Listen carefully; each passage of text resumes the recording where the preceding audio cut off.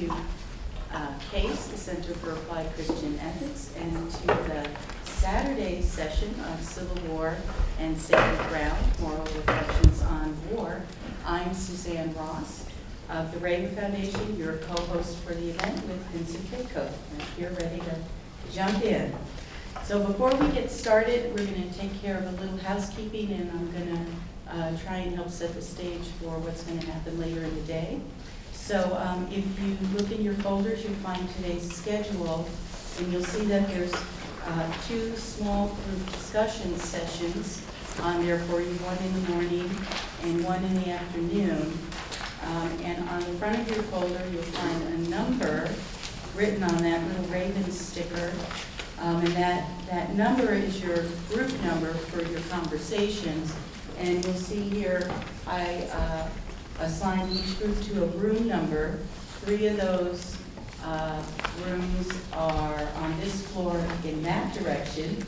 And the 4th one is on the 2nd floor just below that direction, down one set of stairs. So if you're in the 4th group, just follow me down the stairs when the time comes. The group leaders are up there. You'll see my name and Maura's name.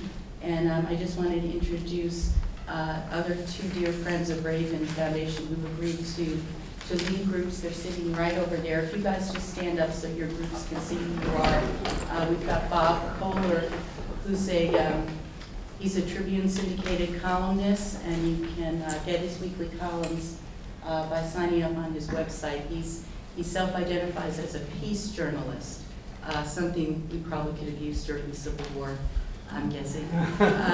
And Linda Cooper is a scholar and practitioner of something known as restorative justice, which is a big part of the juvenile justice system in Illinois right now. And Linda works in schools, and she can tell you all about restorative justice as opposed to punitive justice, which tends to carry the day most of the time. So there's your group leaders, group 1 and 2, and Maura, of course, is right over here. Maura is Raven Foundation Marketing Director and costume mistress as well.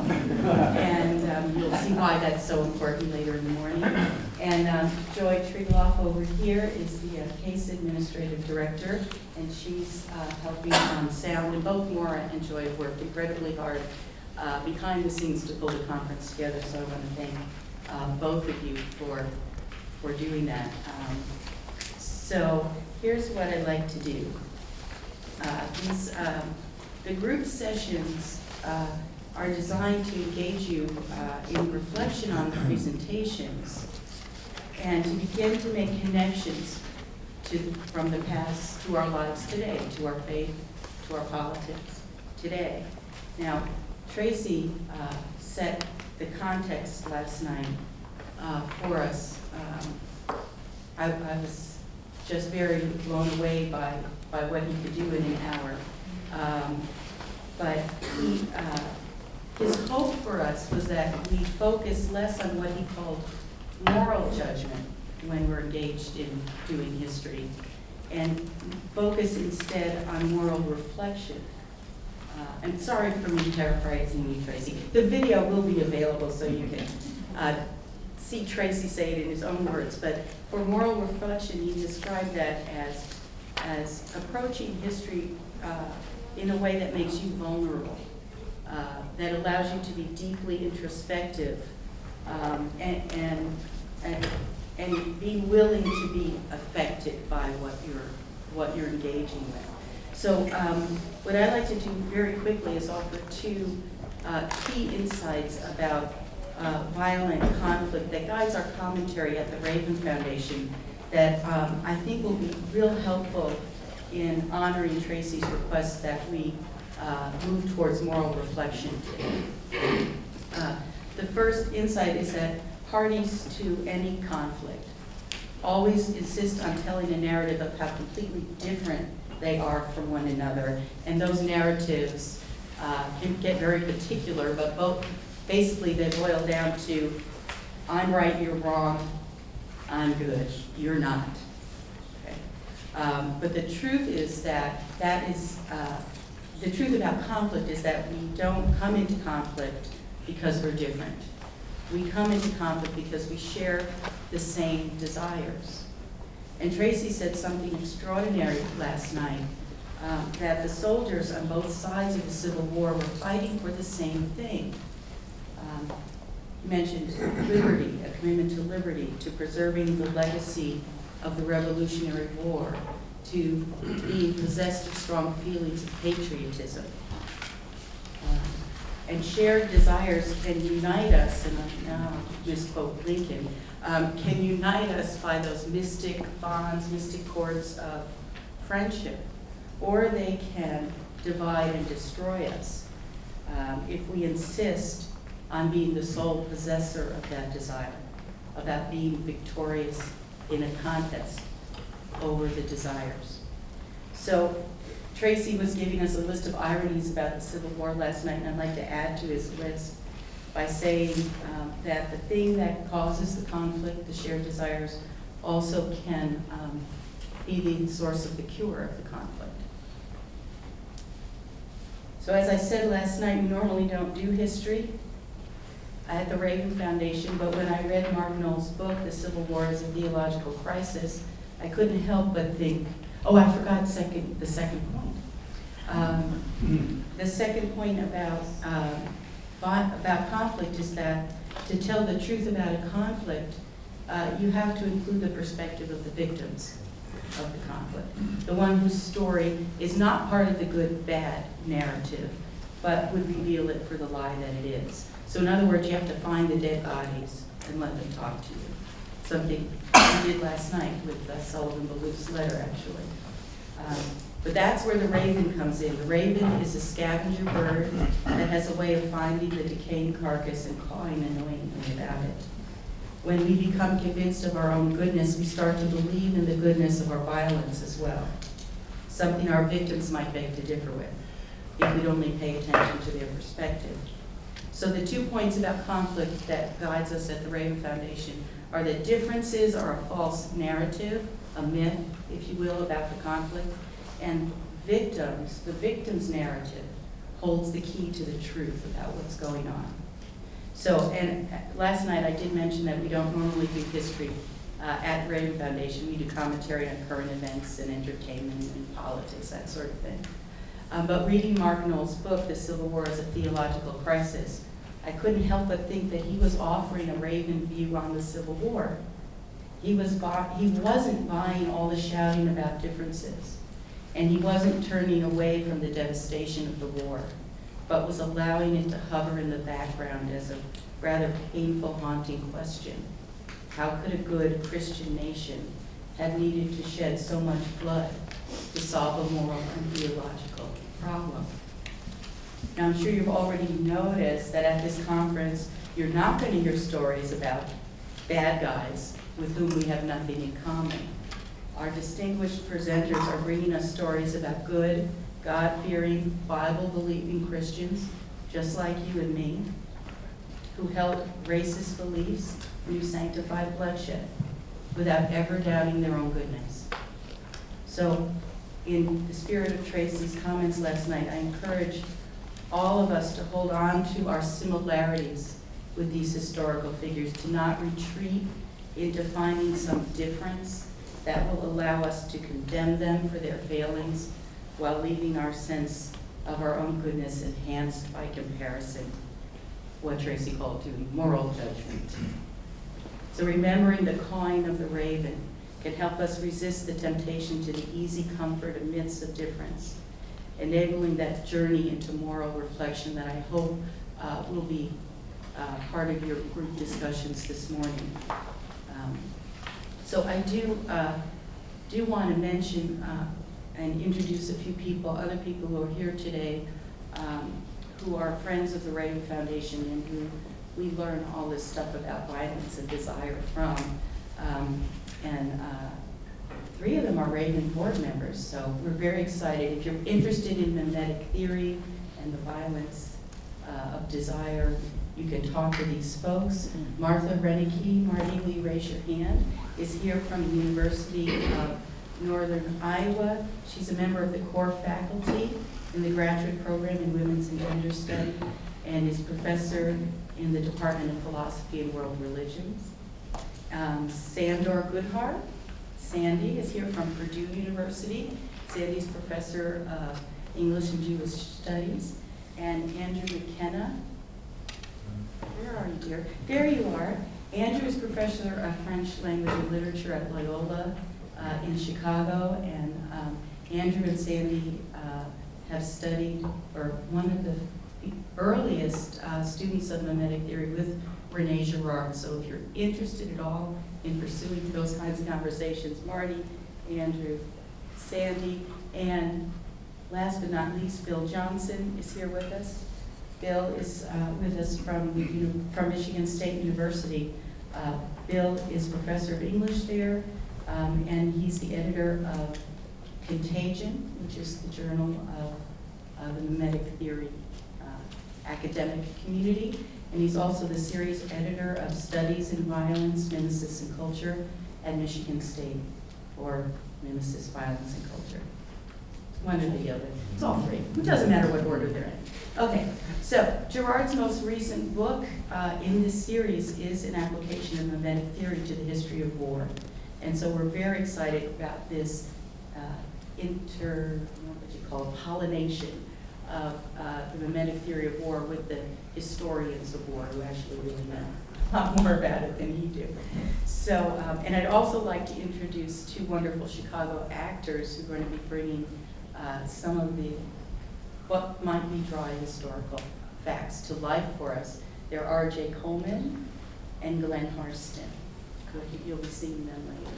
So, and like last night, if you have questions for Mark's presentation this morning, please write them down on those note cards that you have in your folders, and Maura and I will collect them and pass them to Vince, who's doing this great Oprah imitation and leading the Q&A. So I am going to pass the mic to my co-host.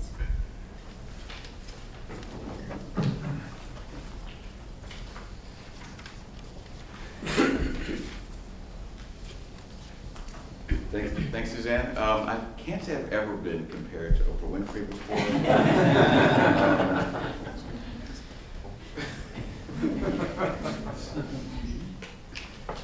don't really quite know what to say, but it's a positive. It's a positive.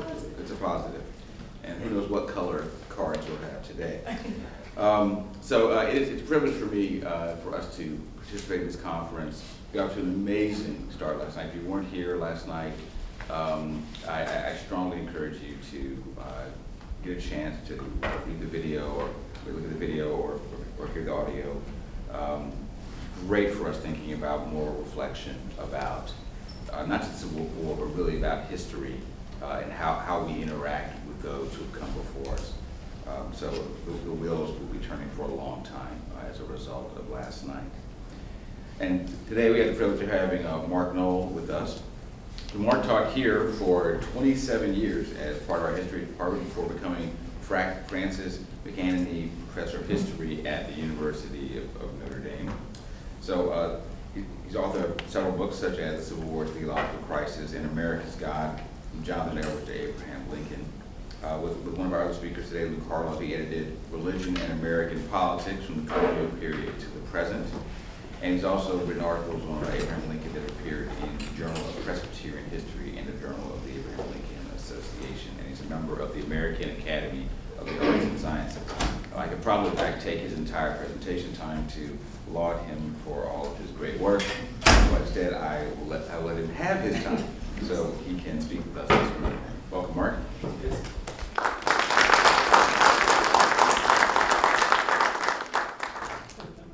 It's a real treat to take part in a meeting sponsored by CACE and the Raven Foundation. It was a particular treat to be here last night, and for those of you who were, my talk is kind of a review of the final exam that will be coming at the end of the day. Tracy did a wonderful job at not only outlining the events that led to the American Civil War, but also underscoring the moral significance of those events and the consequences. You're also also in for a treat this afternoon when two younger scholars, Luke Harlow and Laura Porter, present material from their research about the role of religion in the American Civil War. Tracy, Luke, and Laura are the eagles of this presentation. I am the raven. This is my material that other people have accumulated and chunking off bits here and there. My assignment is to address the problem of providence in the American Civil War. The title is We Both Pray to the Same God, a phrase taken from Abraham Lincoln's second inaugural address that we looked at last night, and that I'll end my presentation looking at again here. The problem of providence is an issue that is on the table in the sesquicentennial of the American Civil War in a way that it was not at the semi-centennial and the centennial. There certainly will be a lot of romantic reenactment. There'll be a lot of sentimental fluff at this sesquicentennial celebration of the Civil War. But I think from things that have been appearing in the press and reports of conferences, there will also be a great deal of solid material forthcoming. Both pray to the same God, the problem of providence, and the Civil War. I'd like to begin with short illustrations. Later on, we will have extensive, more illuminating illustrations. The first comes from the summer of 1863, after the death of General Stonewall Jackson. Jackson was wounded at the Battle of Chancellorsville in April 1863. He died on May 10th of that same year. He was revered in the South as a terrific general and a man of God. He was feared in the North as a terrific general and a man of God. His own great reliance on providence was illustrated after the Second Battle of Manassas, a brutal battle in August of 1862, when an aide said to Jackson that the Confederates had won this battle with the hardest kind of fighting. Jackson replied, "No, we have won by the blessing of God."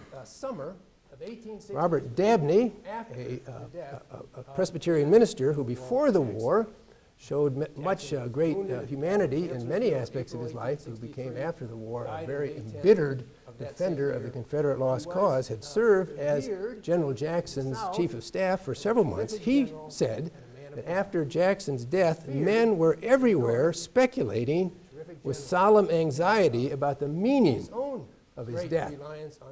And while there were some North and South who were perplexed, who couldn't figure out why Jackson had been killed, many, many more knew exactly why this great leader of the Confederacy had been killed.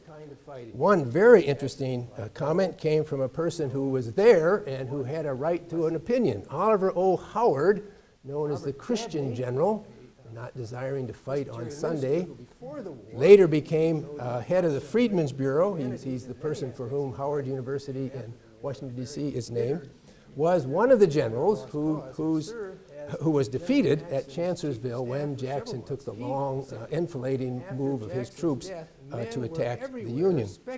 Howard was certain that Jackson's death was God's indication that the North would win the war.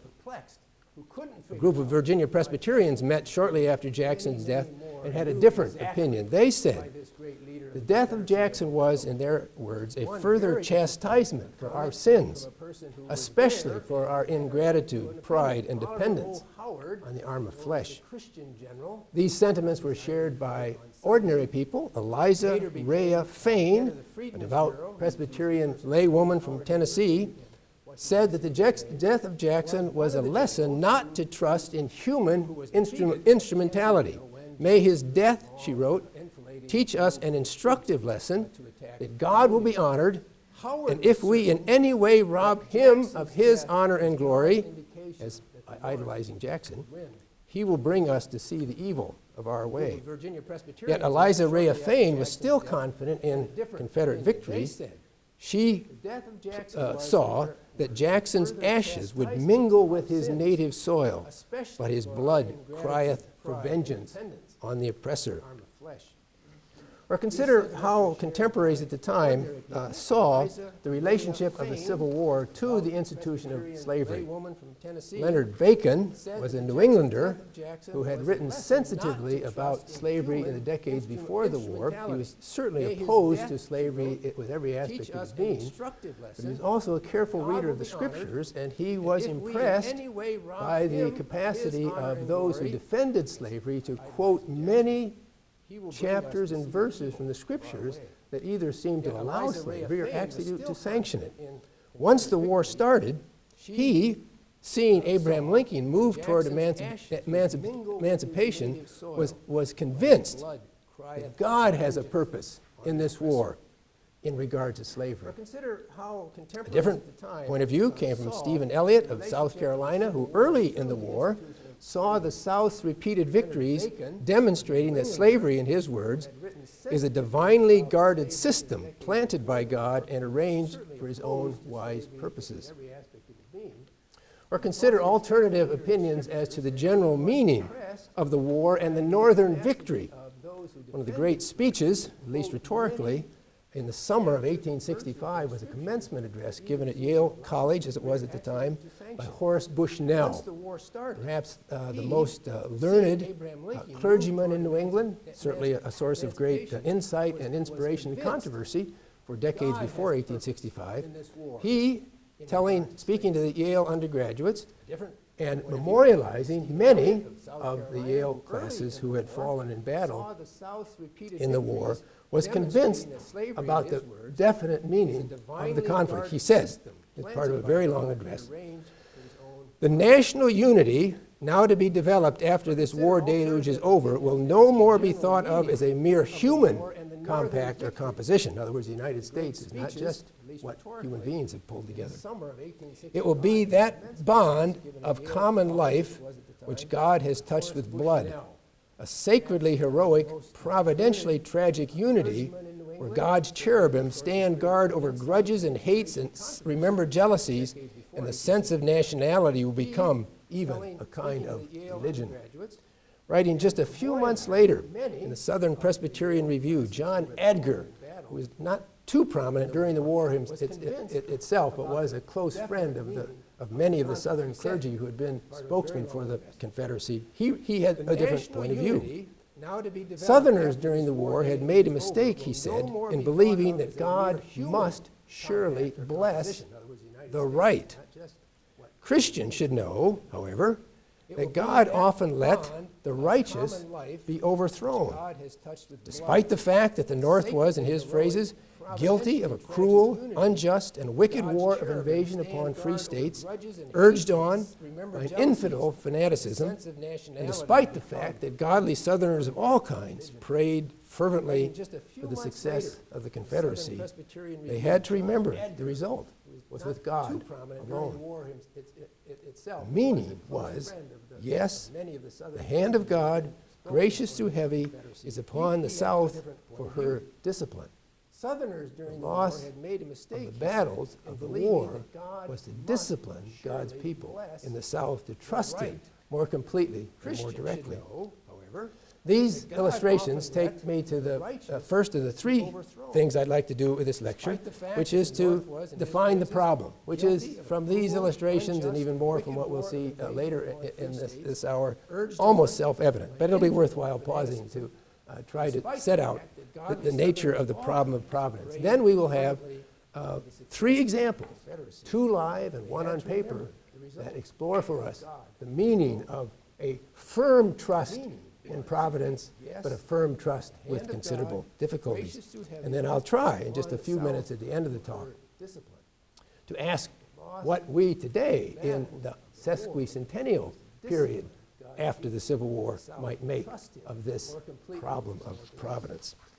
So, providence, most simply, is the belief that God actively controls whatever happens in the world. Now, what we're not talking about today is actually a very interesting subject that has been, as Tracy indicated last night, been developed and been understood better in recent years as historians have taken more time to examine the record of ordinary participants in the war and ordinary people in the home front. So we're not talking about the belief that God controls everything that happens. I'll try in just a few minutes at the end of the talk to ask what we today in the sesquicentennial, as that belief affects how we live day by day. We heard, I think, in the very moving letter from Sullivan Ballou last night, that kind of trust in providence. Ballou is not trying to say how the Lord would lead in the battle of Manassas Junction coming up, but he was willing to commit his fate to God's wisdom and God's sovereignty. A briefer example, a Texas soldier, Theophilus Perry, wrote during the difficult days of the war, only shortly before he was killed in battle. He wrote, "All things are in the hands of God. His pleasure be done." This is not the kind of providence we're talking about today, but we're rather talking about the kind of providence that seeks to people seeking to understand the will of God as it pertains to national events. There's an important qualification, nuance, a more sophisticated approach.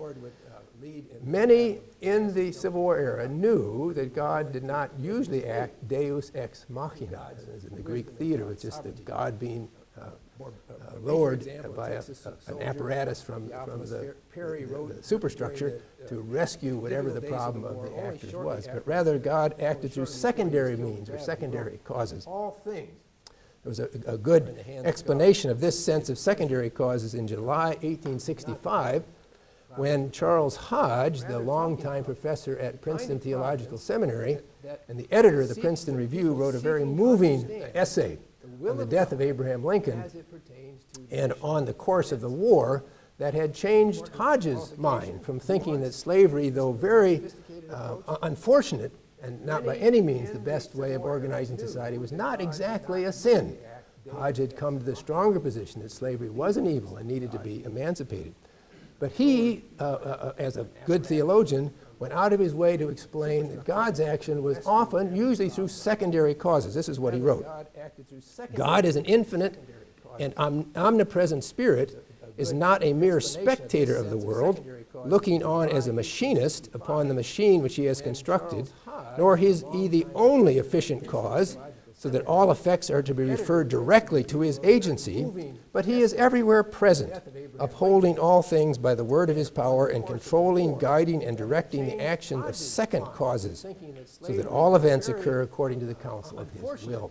Hodge was trying to keep together confidence in the divine oversight of all things and a realistic picture of the responsibility and freedom that human agents have in the course of events. We're going to come back to this question of secondary causes, and we'll actually see it illustrated in phrases that we'll hear from the Reverend Daniel Alexander Payne when he talks about Moses and Aaron. That's an anticipation of what is to come. Nor is he the only efficient cause. Providence as the will of God seen in national events, whether directly or indirectly in this more sophisticated phraseology of Charles Hodge, led, of course, to an obvious problem. God was doing different things. God was doing contradictory things at the same event, with the same purpose, in the same place. The Lord was seeming to contradict himself. The deeper problem was that humans on both sides of the Civil War had a great self-confidence in their ability to know in detail the meaning of what God was doing in the world. We have to have just a parenthesis for a little history of theology, and I'll ask your pardon. It's early on Saturday morning, but we can handle it. It is not part of the classical Christian understanding of providence that human beings will understand necessarily God's way of working in the world. Rather, God in many ways is mysterious, beyond human comprehension, greater, not just in degree, but greater in kind than the mentality able to offer by human beings.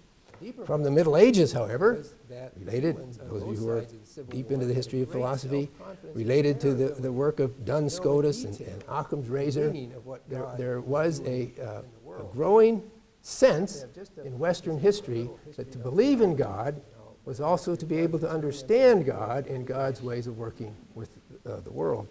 There was a great impetus given to this way of looking at God's relationship to the world in the scientific domain. The works of William Paley, the great apologist of the Church of England, written in the late 18th century, the early 19th century, claimed that individuals could see clearly by looking at the natural world where God had created and intervened in making nature, and particularly the species of animals and humans, the way they are. What these more general and then more later specific trends were brought to the surface was an encouragement not just to trust in God, but to trust in the human ability to understand what God was about. And this way of thinking was almost literally everywhere during the Civil War. It was witnessed when an event took place and people immediately leapt to say what they thought God was doing, and the illustrations at the death of Stonewall Jackson show that the contradictions that beset that way of understanding providence. It was also a major feature of the many days of fast and thanksgiving that were proclaimed by both sides. Jefferson Davis proclaimed 10 days of fasting for the Confederacy. Abraham Lincoln declared 3 days of fasting in the North. There were many local fasts. There were also corresponding Thanksgivings. These days of fast and Thanksgiving replicated the ancient New England tradition of the Jeremiad. It was witnessed the preacher taking the place of Jeremiah to proclaim the word of the Lord to the Lord's people about where their sins were leaving the Lord's people in danger. Fast day sermons, and there are just hundreds, if not thousands of them available to be studied, have a familiar routine. If individuals would repent of personal sins, God would bring victory to our side. Personal sins varied: profaneness, drunkenness, Sabbath breaking, price gouging, especially as the war went on, but especially rejecting Christ, staying away from the means of grace. If individuals would repent and remedy their lives, then the Lord would bless the enterprise to which individuals were committed. This evocation of providence was not seen particularly as problematic at the time. It has been, however, seen as problematic since. George Rabel has written recently that the best general account of religion in the war has said of this use of the Jeremiah during the Civil War, it was a timeless and flexible form of preaching that explained everything and nothing at the same time. There was also another way of evoking providence that was not always evoked, but that did come to the fore on many occasions. This way of reasoning was to say that if natural causes pointed in one direction, but something else happened, it must be the case that God had acted directly to change the course of history. We'll hear an example of that type of reasoning when we hear from the Reverend J.W. Tucker later on in this hour. Charles Hodge, whose definition of providence I read to you earlier and his explanation of secondary causes, actually used that form of reasoning later on in that same article in July of 1865. He talked about Abraham Lincoln, a person with no particular well-established preparation for office. He explained that Lincoln had all sorts of obstacles to overcome that simply in human terms could not be overcome: to unify the North, to move toward emancipation, to guide the generals who eventually won the war. And it was Hodge's conclusion that in that sequence of events, God was present, the sequence of events were manifestly providential. Results of this reliance upon providence and this reliance upon human understanding to figure out providence led to much heartache and uncertainty in the believing population. How could our cause fail if it is God's cause? How could what seemed impossible take place? Tracy's talk last night was, I think, particularly important for showing how rapidly, during the course of the conflict, slavery moved from an occasion for the war to a justification for the war. There were many in the North, many African Americans who simply could not imagine such a rapid change on the state of bondspeople as had happened during the war. It must have been God who acted in this regard. But there were also quite a few instances of what might be called localized cynicism. As the war went on in 1864 and the tide of battle seemed to be shifting from the South, a Virginia Senator, Robert M.T. Hunter, wrote in a letter to a friend, "The parsons tell us every Sunday that the Lord is on our side. I wish, however, he would show his preference for us a little more plainly than he has been doing lately." Much after the war was over, General Edward Porter Alexander wrote his memoirs. Alexander was the South Chief Artillery Officer who had campaigned with Stonewall Jackson in 1862 and 1863, and then had actually been Lee's right-hand man as an artillery general throughout much of the end of the war. He committed what was by that time heresy long after the war by criticizing Stonewall Jackson. And his criticism pertained directly to Jackson's trust in Providence. Alexander wrote, "I think that the one defect in General Jackson's character was his religious beliefs. He believed with absolute faith in a personal God, watching over all human events with a jealous eye to his own glory, ready to reward those people who made it their chief care and to punish those who forgot about it." With such reasoning, Alexander was not in sympathy. He was particularly critical of Jackson's slowness in arriving to help Lee in the 7 days battle in the, Tracy can tell me exactly with the experts, summer of 1862.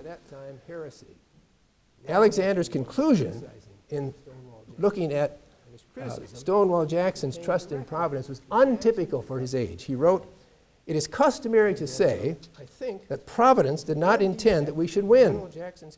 But Providence did not care a row of pins about it. If it did, it was a very unintelligent Providence, not to bring the business to a close, the close it wanted, in less than 4 years of most terrible and bloody war." So to summarize the problem, it seemed that during the conflict, individuals either believed in God and were confident in deciphering Providence, or they lost confidence in both their ability to read Providence and in belief in God itself. They were privileged by the ready availability of older texts from the Civil War era and the skill of modern actors to have the chance to experience how belief in Providence was actually explained and worked out and proclaimed in the years of the Civil War. We're going to hear excerpts from 2 sermons that were preached within weeks of each other in spring and early summer of 1862. The first is from a sermon by the Reverend J.M. Tucker, a North Carolina Methodist minister who lived his life in obscurity.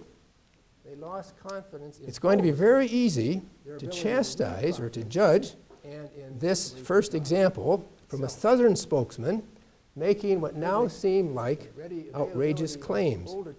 But our choice of examples today is deliberate. The second example is one, and I'll explain before that is given, the second example is one where certainly most of us will want to say this person has it exactly right. The difficulty will be that the reasoning in the first and the second examples are almost entirely the same. The Reverend Tucker came to the attention of the Confederate world and actually for a brief period was a very well-known figure because of 3 works, 3 sermons preached and then published in 1862. One was entitled God Sovereign and Man Free. It was on the importance of Confederates uniting in prayer for a Southern victory. The second sermon was called Guilt and Punishment of Extortion. It concerned the evil of those who were causing prices to rise, which was not a minor matter on both sides of the war.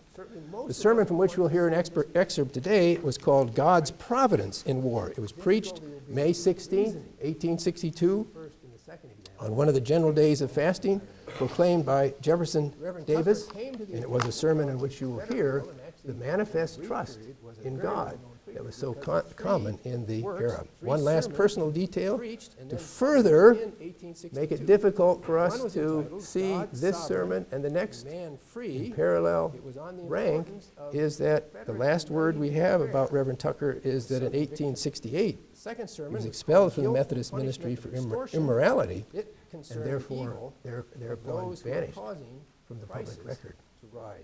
Which was not a minor matter in both sides of the war. God's providence in war. An excerpt today was called God's Providence in War. It was preached May 16, 1862, on one of the general days of fasting. We have met together in obedience to the proclamation of our President to supplicate the blessing of God upon our arms. Our Chief Magistrate, in making this call to prayer, and this congregation in cheerfully responding to it, alike recognize the hand of God in the origin and the progress of this conflict. As a Christian people, we look not to fortune nor to accident for help in this hour of our country's peril, but to the God of nations and of wars. The reason is apparent. If the teaching of the Bible and the revelation of the Christian religion be true, there is no such thing as fortune. There can be no accidents. Everything is of a providence and under the control of God. Every power in nature and man works for God. Everything that occurs comes to pass by the permission or the decree of God. All acts are provided for in God's plan and overruled by His providence for the advancement of His glory and the well-being of His people. This being true, it is evident that God has a plan and a purpose in reference to all nations, revolutions, and wars. He directs, controls, governs, and regulates them. They are made to subserve His purposes, to advance His glory, and to promote His cause. God's providence is in war.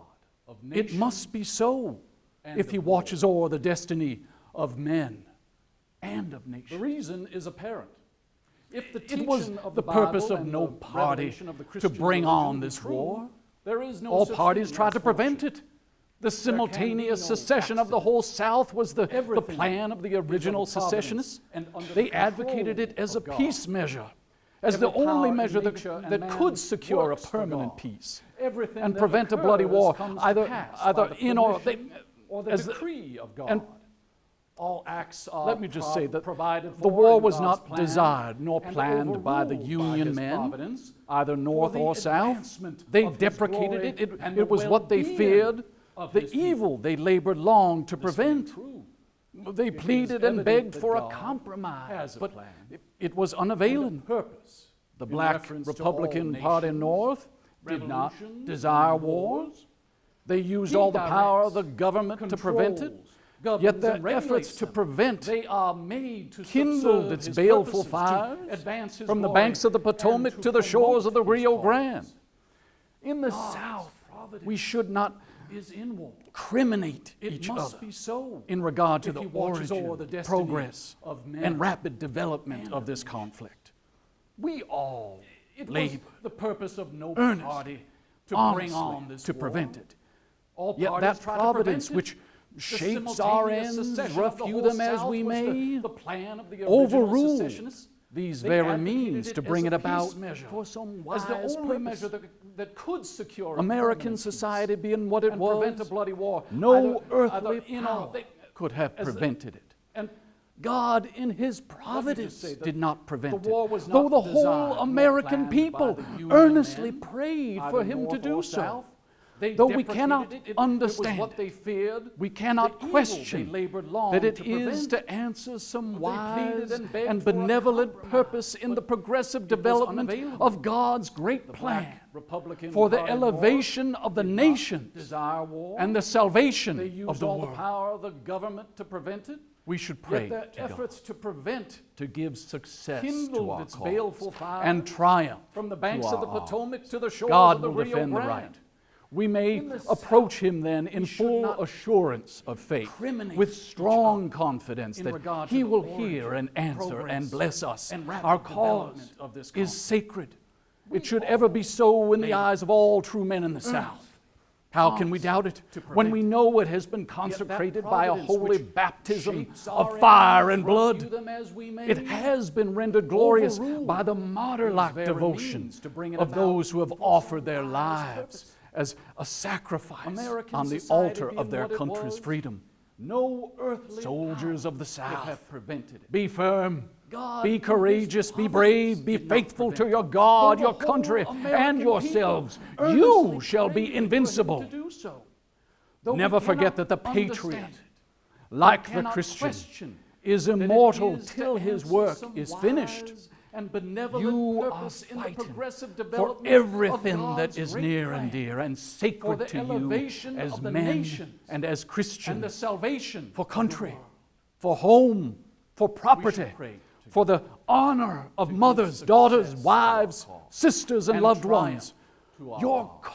cause is God the will cause defend of the right. God, We may of Christ, approach Him of then in humanity. full assurance of It faith, is a with conflict strong confidence of that truth He will with hear error, and answer and of the bless us. Bible Our cause with northern is infidelity, sacred. of a It should ever pure be so in the Christianity eyes of all with true men in the northern South. fanaticism, How can we doubt of it when we liberty know it with has been despotism, consecrated of by a right holy baptism with of might. fire and blood? in It has such been a rendered cause. glorious by the Victory martyr-like devotion is not of without those who have offered their lives is not with as the greatest sacrifice numbers, on the nor altar the of their heaviest country's artillery, freedom. but with the good, Soldiers of the the pure, the Be firm, noble, be the courageous, brave. be brave, be faithful We to are your proud God, of your you country, and grateful to you yourselves. for the victories You of the shall past. be invincible. We look to your valor Never forget that and the your patriot, prowess under the blessing like of the God for the Christian, triumphs Is of the immortal future. till His work is finished. Strike till the last are armed foe expires. For everything Strike that is near and for your dear altars and sacred to you and your fires. as men Strike and as for the Christians, green graves for of country, your sires. for home, God, for property, and your for the native land. honor of mothers, daughters, wives, sisters, and loved ones. Your cause is the cause of God, of humanity. Several things are is important a on this conflict excerpt. of We won't truth certainly look at with everything error, that could be looked of at. the Bible But with think northern about, infidelity, right at the end of the pure excerpt, the Christianity, evocation of northern right versus fanaticism, might. of liberty, True with Christianity versus despotism, infidelity. of right, The Bible with northern fidelity, such a pure cause. Christianity with northern fanaticism. Victory It's striking to not me, without who's done a little bit of work is on not the religion of the revolutionary period, nor the that heaviest this artillery, but with the good, citation the pure, the of rights noble, versus wrongs the could have been brave. taken from many of We the are sermons proud of in you favor of the and grateful patriots to you for in the the Revolutionary victories of War the against the past. British, We who were look to your in valor many, many and your sermons prowess likened under the to blessing of God for the triumphs Pharaoh, of the from future. whom the children of Israel were escaping. Strike And of course, till the Abraham last Lincoln was the armed great foe Pharaoh expires. in the 1860s. Strike for your altars Second address and your that we'll fires. hear, the second excerpt, Strike is for quite the different green from a very graves different of sort your of sires. individual. God, It was given and by your a native great land. man, Daniel Alexander Payne, who was born a free black in Charleston, South Carolina, raised by Methodist parents, very well educated. He opened a school as an 18-year-old in Charleston in 1829. After, however, the Nat Turner Rebellion in 1830 led Southern legislatures to take steps against preventing the education of African Americans. Payne migrated to the north. Eventually, he was educated at Gettysburg Lutheran Theological Seminary. He was advised by Samuel Schmucker, the great Lutheran theologian at Gettysburg, to go into the African Methodist Episcopal Church rather than to become a Lutheran.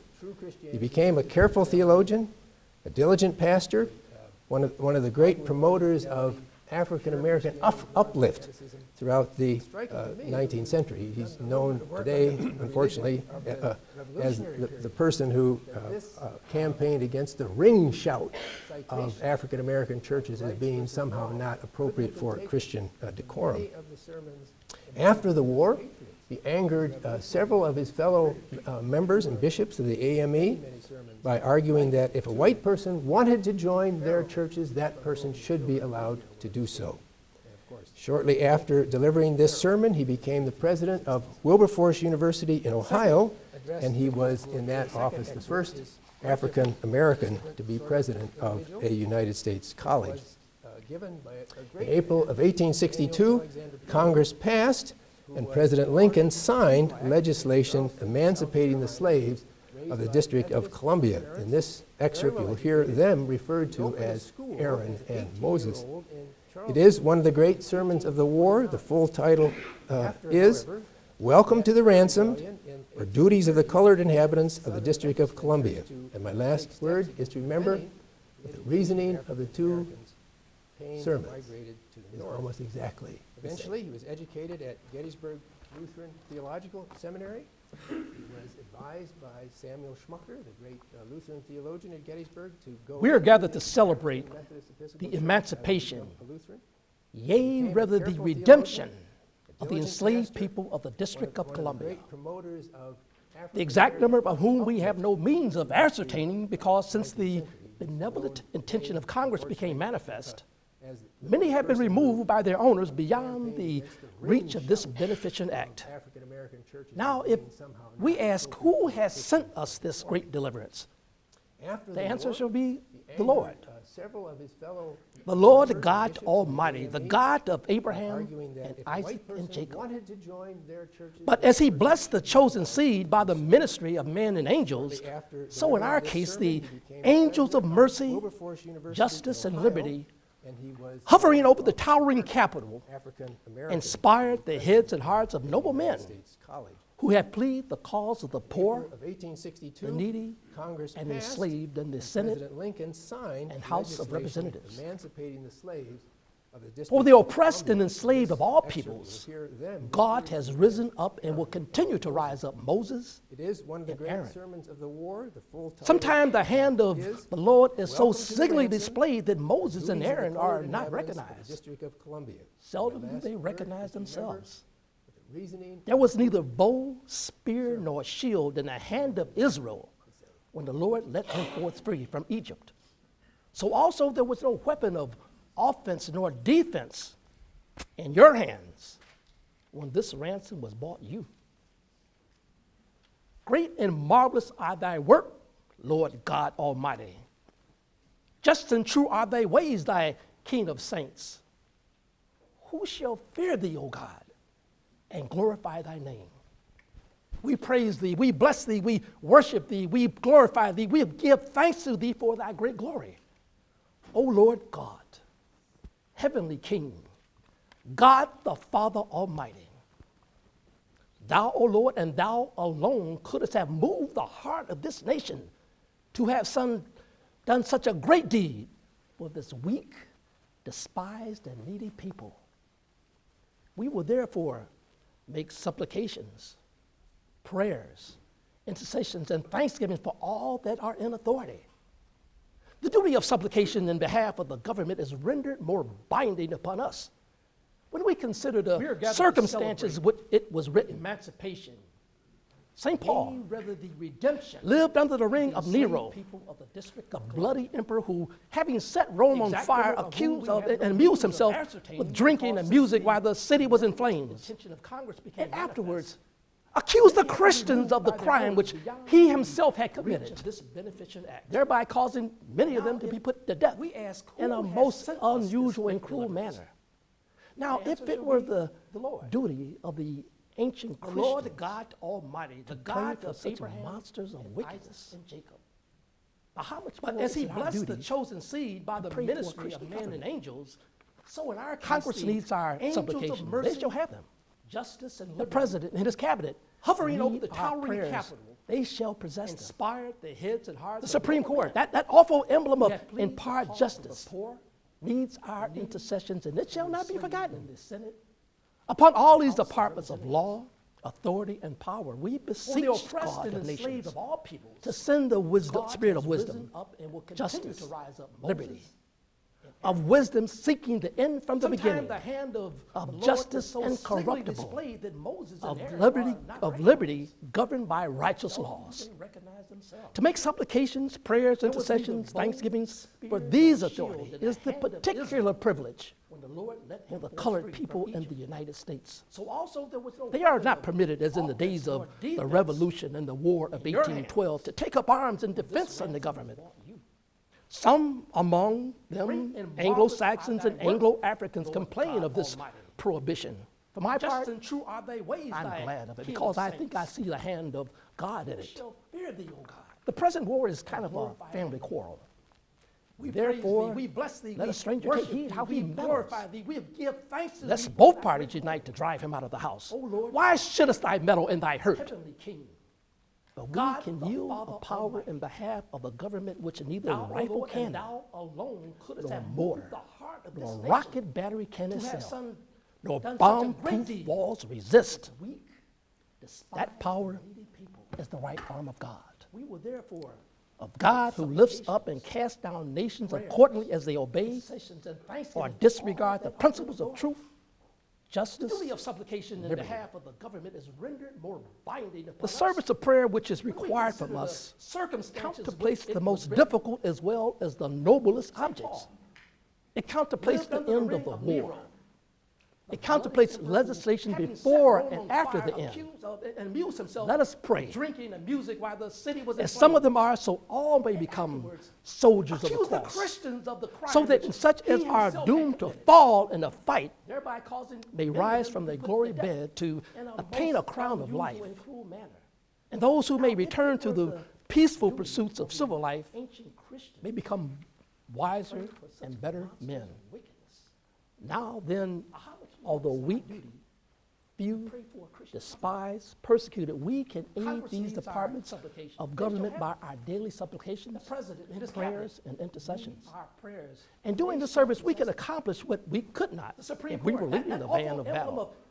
For conquering armies are preceded by anguish, misery, and death.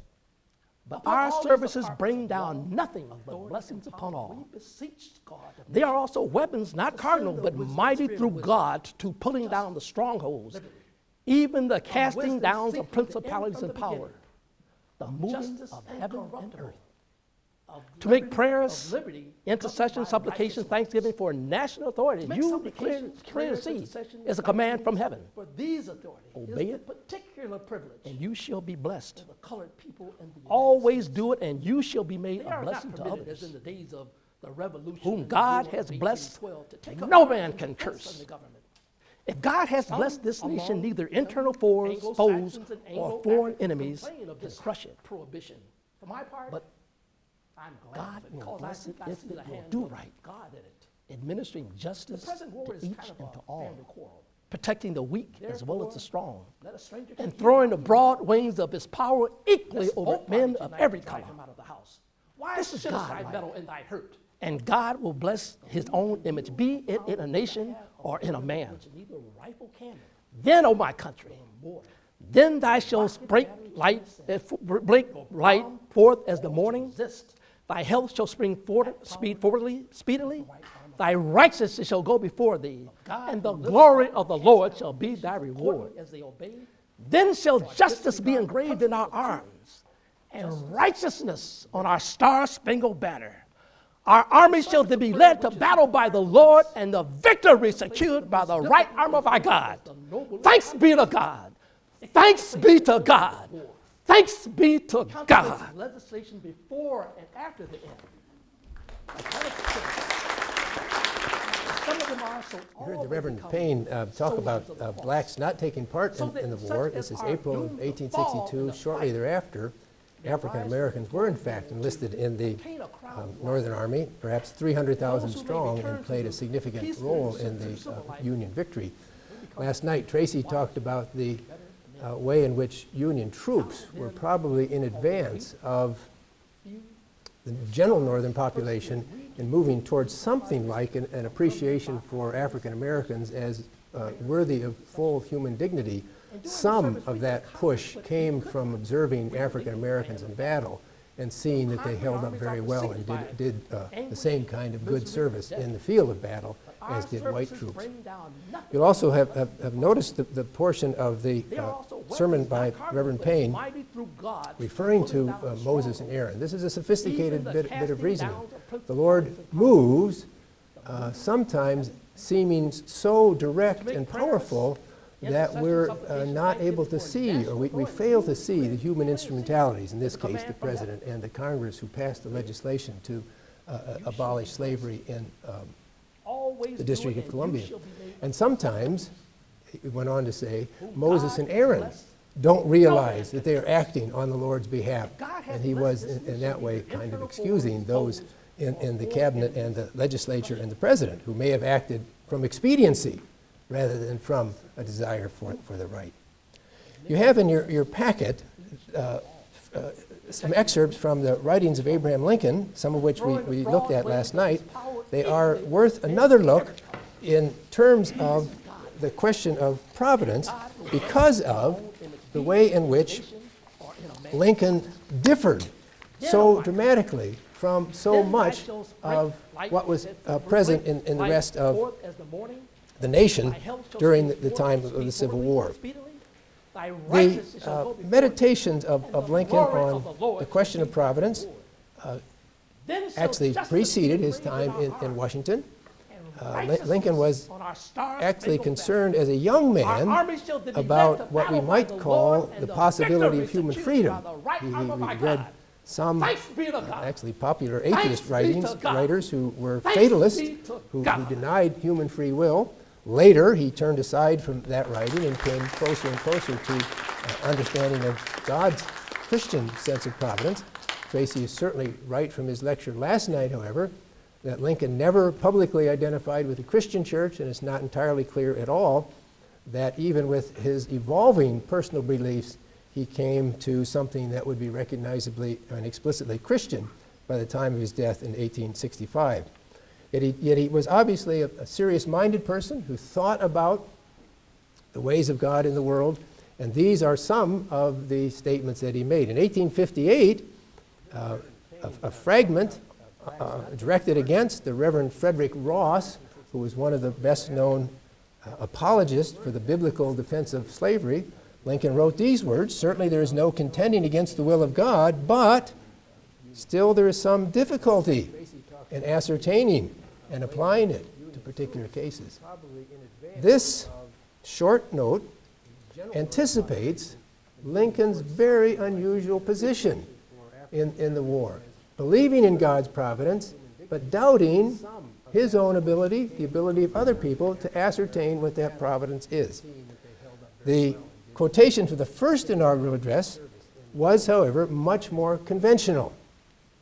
"If the almighty ruler of nations, with his eternal truth and justice, be on your side of the north or on yours of the south, that truth and that justice will surely prevail by the judgment of this great tribunal of the American people." This is boilerplate American exceptionalism, and it's actually good to see Lincoln being ordinary some of the time. The meditation on divine will, which Tracy drew our attention to last night, is one of the most, and I think perhaps the most distinctive, most unusual theological reflection on the American Civil War. And it is particularly the line that comes 3 or 4 lines down. "In the present Civil War, it is quite possible that God's purpose is something different from the purpose of either party." This was very much a minority view. Maybe not quite a minority of one, but very close. And then in the second inaugural address, we have the famous words that Tracy drew our attention to last night. This inaugural address, like the sermon of Reverend Payne, was filled with biblical quotations or biblical allusions. It expressed the problem of providence, both sides believing in God, both sides trusting in God. but also Lincoln's uncertainty as to his ability to understand providence fully. And then, in the peroration, the last paragraph of the speech, a very unusual ending. So, both read the same Bible, pray to the same God. Each invokes his aid against the other. It may seem strange that any men should dare to ask a just God's assistance in wringing their bread from the sweat of other men's faces, but let us judge not, that we be not judged. The prayers of both could not be answered. That of neither has been answered fully. The Almighty has his own purposes. If we shall suppose that American slavery is one of those offenses which, in the providence of God, must needs come, but which, having continued through his appointed time, he now wills to remove, and that he gives to both North and South this terrible war, as the woe due to those by whom the offense came, shall we discern therein any departure from those divine attributes which the believers in a living God always ascribe to him? Fondly do we hope, fondly do we pray that this mighty scourge of war may speedily pass away, yet if God wills, that it continue until all the wealth piled up by the bondsman's 250 years of unrequited toil shall be sunk, and until every drop of blood drawn with the lash shall be paid by another drawn with the sword, as was said 3,000 years ago, so still it must be said. The judgments of the Lord are true and righteous altogether, with malice toward none, with charity toward all. And then Lincoln went on to talk about binding up the wounds and caring for the widows and orphans.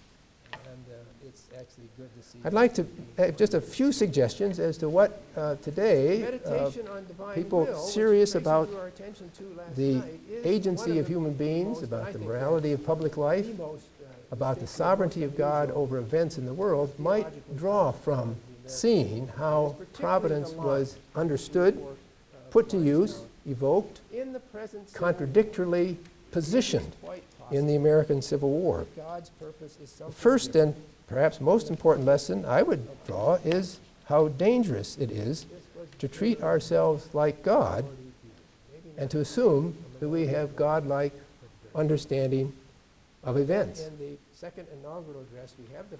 But the second is like unto it. How important, nonetheless, it is to act in response to what we perceive as the will of God. This is the conundrum. Trusting ourselves to have a God-like wisdom leads to disaster. Trusting God to show us what is just and right is the only hope for human stability and life in the world.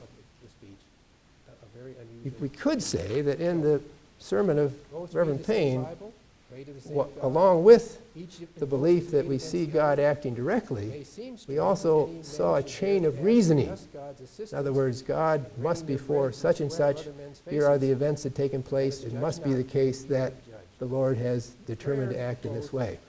That is still providential reasoning, but that's a little bit safer, because if you have a chain of reasoning, you are inviting others to say, no, step A might not be correct. Step B might not be correct. The connection you see between step A and step B might not be correct. It's also obvious, seen most clearly in Reverend Tucker's sermon, it's also obvious that belief that God is on our side can feed easily into a belief that our enemies are completely evil and so worthy of being destroyed. If I am sure that I am doing the will of the Lord, then the person who acts against me must be doing the will of some other great source of spiritual energy. I'd like to end with two questions, both referring to Abraham Lincoln's very unusual, but in my way of thinking, the only way forward for properly understanding providence in public life. A great belief that God does rule over the nations considerable uncertainty that I have grasped the way in which God expects life to lead. The first is to ask the question of how Lincoln's personal religion related to his stance on providence. Lincoln, has been pointed out in many good books in recent years, was a real Whig and understood how to use the language of evangelical Protestantism, which was so tied up with Whiggery in the United States, use the language of evangelical Protestantism to make his political point. But he was not an evangelical Protestant. He was never someone who claimed he had a personal relationship with Jesus. He was never someone who claimed certainty in understanding the state of his own soul because of the work of God in Christ on his behalf.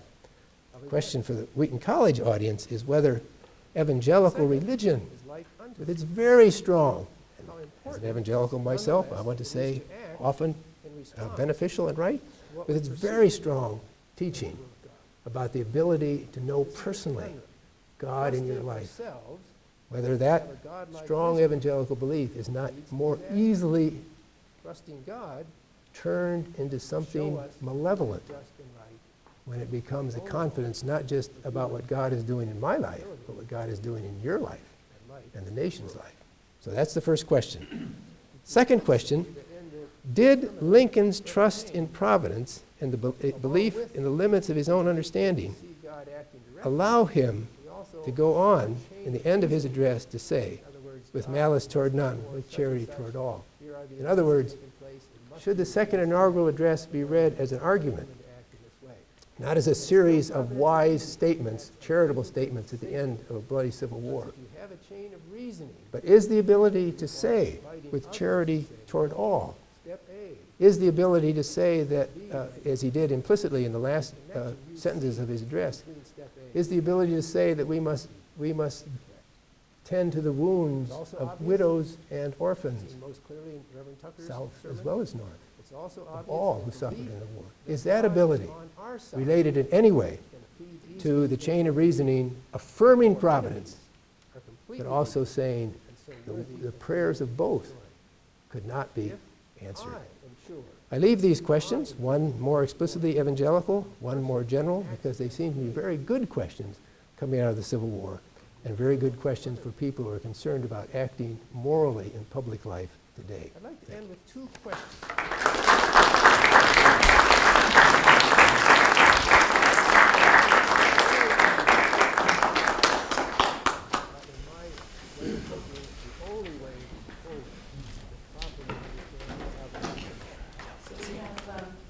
We have time for Q&A before.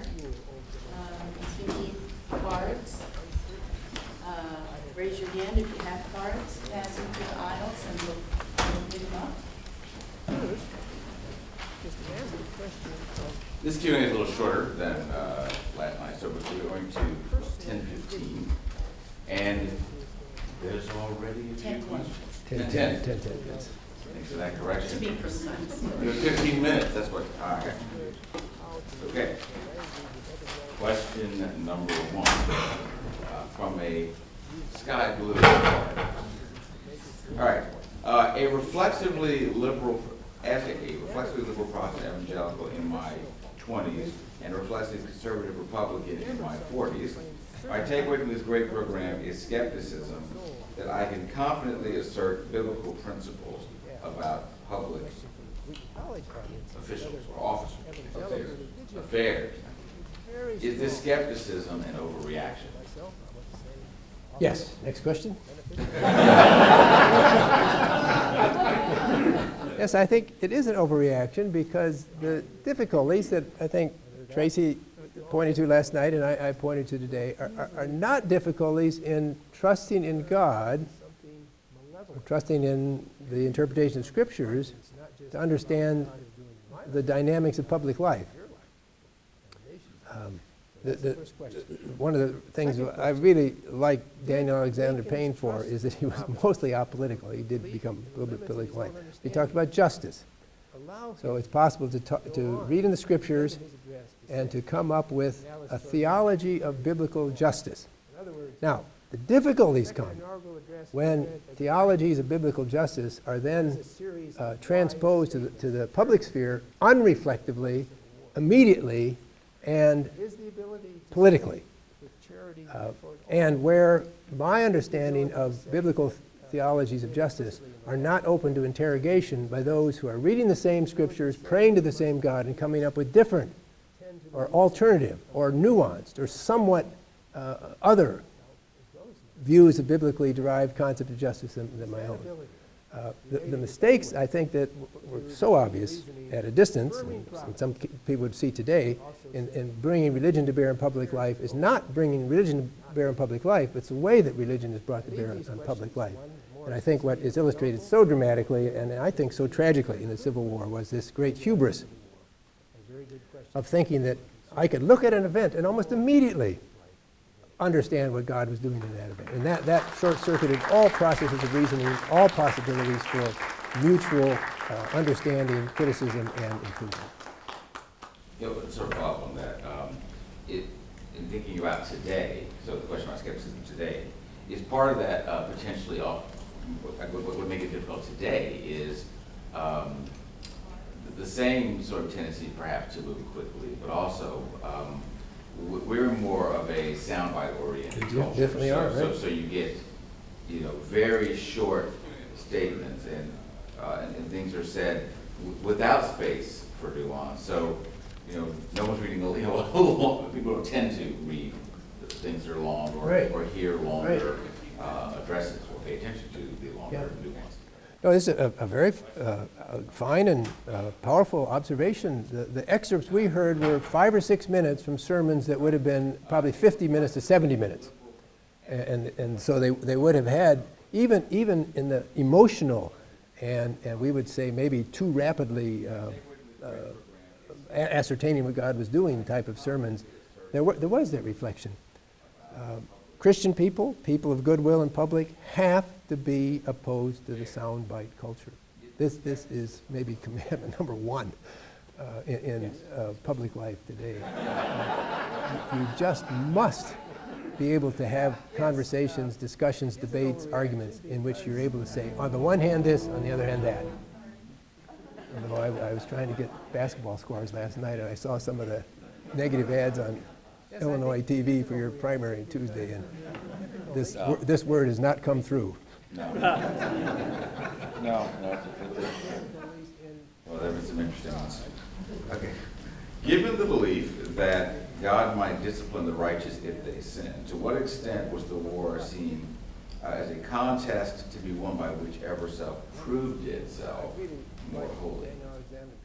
Well, certainly during the Civil War, many preachers, north and south, but also many lay people, saw the prospect for defeat or victory dependent upon the quality of personal lives.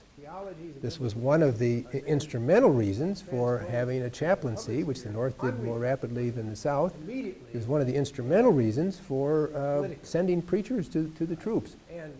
Ironically, the revivals that did take place in both the North and the Southern camps turned out to be mostly apolitical. They were revivals that encouraged people in their Christian faith, brought people to Christian faith in very personal terms. God will be with me if I'm shot or if I'm not, if I'm wounded, if I'm not. Apparently, quite rarely did the preaching to the troops emphasize, if you repent, you'll win the next battle. That was the preaching to the outside world, not to the troops themselves. In your study of providence, do you notice any distinctive nuances that are particular to the Civil War, or the notions of providence previously evident in theology and history, and applied in cookie-cutter fashion to the Civil War? That's quite an interesting question. Yes, I do actually look upon the Civil War as, in many ways, carrying into a new situation the instincts, the patterns of reasoning, the mythologies of the American Revolution. Confederacy and at least some elements in the Union are convinced that they are doing under God what the patriots under God did in fighting for freedom against the tyrannies of the British. One of the reasons I'm interested in what sometimes I think people look upon as a kind of quirk, one of the reasons I'm interested in Canadian history is because in some ways Canada is founded by people who read the American Revolution not as a cause of God's people versus the infidel, but read it as a political dispute and choose not to follow the Patriots in opposing the war for independence. But in the United States, the belief that God was uniquely responsible for the winning of the independence from Britain was very widespread. It's the deists, Franklin and Jefferson, who proposed that the Great Seal of the United States be the pillar of cloud and the fire from the book of Exodus.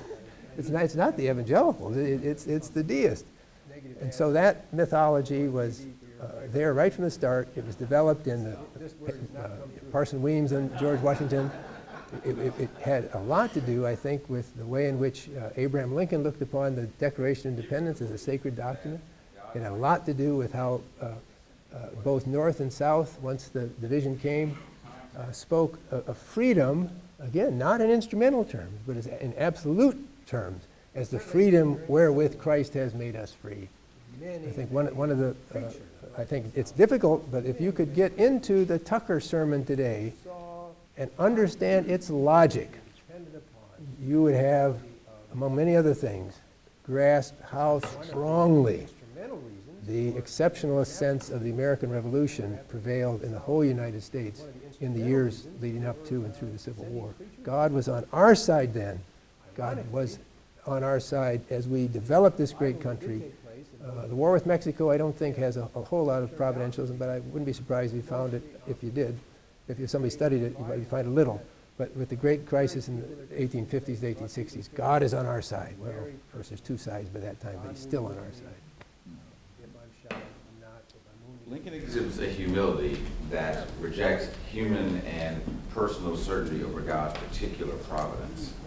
How do we today use history to cultivate Lincoln's kind of humility regarding God's acting in our world? Take a course by Robert Mackenzie on the Civil War. That would be read books, turn off the television, swear off sound bites. Complexity is vital. That's quite an interesting question. Lincoln was a complex person. That's one of the reasons why he's been such a great object of study over the years. But complexity is vital. Simplicity certainly has its place. Simplicity of character is certainly to be greatly desired, but not simplicity of reasoning. In President Lincoln's second inaugural address, he declared that he gives to both North and South this terrible war as the war due to those by whom the offense came. Do you believe that American society in 2012 is still reaping the woes of slavery by high unemployment, renegade fathers, and high incarceration of African Americans? So this is a temptation to do what I been telling you for an hour you're not supposed to do here. I think historically considered, there's a connection between those things and the Civil War. I mean, well, I think we're going to hear a little bit more this afternoon from Luke, maybe on racial legacies, but cultures are built over long periods of time, and if you have a cultural artifact that took shape under 8 or 10 generations of slavery, and then was continued under 4 or 5 generations of segregation and discrimination, you have a culture that is not monolithic, and people can escape it, and people can adjust it, and people can do other things than simply follow cultural norms. But nonetheless, those cultural norms and cultural assumptions are very strong. And I think I wouldn't try to draw a direct line between the pre-Civil War history and the Civil War and modern problems such as the question you're asked about, but I think indirectly you can do it. historically considered, quite apart from any of your religious or moral convictions. Then the question becomes, what kind of analysis from a moral point of view or a Christian point of view can be made? And I think one matter that I think could be brought to bear on the present because of looking at the past is never to think that if one good thing is done, you've solved problems. The 13th Amendment was a good thing. Ending slavery in the United States was a good thing. The 15th Amendment, 14th Amendment, is giving the right to vote and equal rights. These were good things. They cost legislative bruising battles, but they didn't solve comprehensively problems. Having one good thing, whatever it would be, your favorite thing, might help, but it's not going to be a comprehensive solution. One way I could metaphorically talk about that when I talk to students about that is to say, if you think about what happened with slavery and Jim Crow as sort of a gigantic boulder falling into the water, I mean, big waves are coming to the shore, but the ripples, they still keep coming. Yeah. Yeah, that's a nice metaphor because you can avoid the ripples sometimes, but sometimes you get caught under them. Right. Simplicity. So time for one more. If I'm remembering correctly, John Calhoun argued that the Declaration of Independence bestowed rights upon states and did not refer to all men as individuals, as Lincoln argued. Did Calhoun's interpretation of rights influence Southern Christian thinking during the war? Yes, they certainly did, and what Tracy reflected last night upon what had once been standard interpretations of the Civil War as a debate over states' rights, in which slavery was involved, but primarily debate over states' rights is, in some sense, a Calhounian reading of the conflict. Calhoun died 1850-51, and in some sense it's too bad because he too was a complicated moral reasoner, complicated thinker. Aware, by the way, that the division of the Baptist and the Methodist churches portended real problems for the country. Both Henry Clay and John C. Calhoun went out of their way to say that these divisions of the national churches was really a bad step for the nation, that foresaw really desperate things to come. Just as I think applications of biblical understanding to public life are better when the circle is broadened to let in debating points about what that biblical sense of justice is. So I think in talking about American national history, the circle is better if it's broadened about issues like, what did the Declaration of Independence mean? I've been greatly impressed and in some ways influenced by the writings of Eugene Genovese and Elizabeth Fox Genovese, who have made a very strong case, not for the defense of the slave society, but for the defense of the argument that there were elements of beneficent paternalism in Southern society that a mad commercial America sacrificed. I think that's actually a good argument, and that's the kind of argument that John C. Calhoun would want to have put forward in his defense of states' rights. The poison pill, however, was that for Calhoun, keeping African Americans in slavery and rejecting the possibility of African Americans becoming citizens was part and parcel of his view of states' rights.